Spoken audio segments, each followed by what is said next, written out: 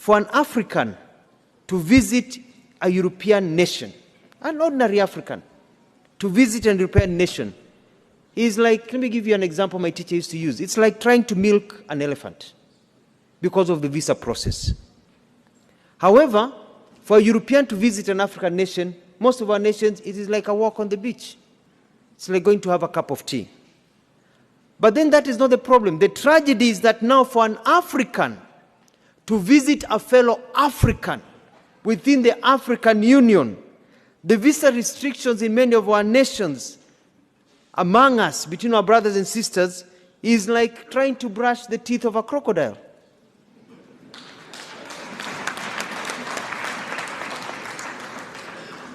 They came, divided us, and they have taught us to keep each other from each other. Then they're mingling with each other and making money and growing, but they have taught us to hate each other. But for us to really enjoy the true economic benefits of the Africa Continental Free Trade Area, we need to behave like the Europeans and allow for the free movement of people and trade.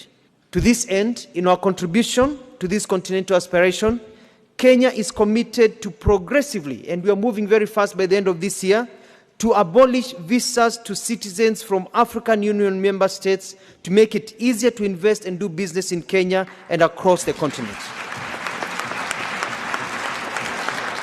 We are going to open the borders of Kenya. We do not fear our fellow Africans.